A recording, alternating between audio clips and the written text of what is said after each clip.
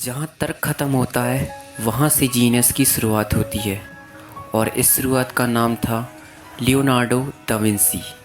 एक ऐसा नाम जो आज भी कल्पना, पागलपन और प्रतिभा का प्रतीक है। एक ऐसा इंसान जो 500 साल पहले पैदा हुआ लेकिन सोच रखता था आने वाले 500 सालों की।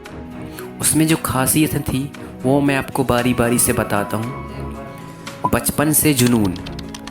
विंसी नाम के एक छोटे से गांव में जन्मा ये बच्चा हमेशा सवाल पूछता था, ये पेड़ क्यों हरा है, ये पेड़ क्यों हरा है, ये परछाई कैसे बनती है।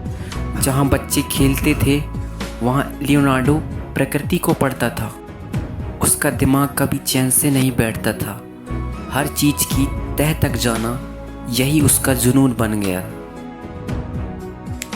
लियोनार्डो ने मोनालिसा जैसी पेंटिंग बनाई, लेकिन साथ ही हेलीकॉप्टर और टैंक जैसी चीज़ों की भी कल्पना की।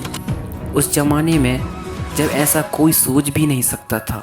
उसके लिए कला और विज्ञान एक दूसरे से अलग नहीं थे, बल्कि एक दूसरे के पूरक थे। लोग कहते थे वो पागल है क्योंकि वो रातों को कब्रगाहों में जाकर इंसानी शरीर का पोस्टमार्टम करता था, लेकिन असल में वो इंसानी शरीर की बनावट को समझना चाहता था। इसीलिए उसकी डायरी में 7,000 से भी ज़्यादा पन्ने हैं जिनमें आइडियाज़, डिज़ाइन और सवालों की झड़ी है।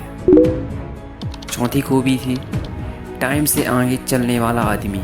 उसने उस ज़माने में ऐसी मशीनों की कल्पना की जो 100 साल बाद बनी, जैसे parachutes, helicopter, robotic knights, flying machines.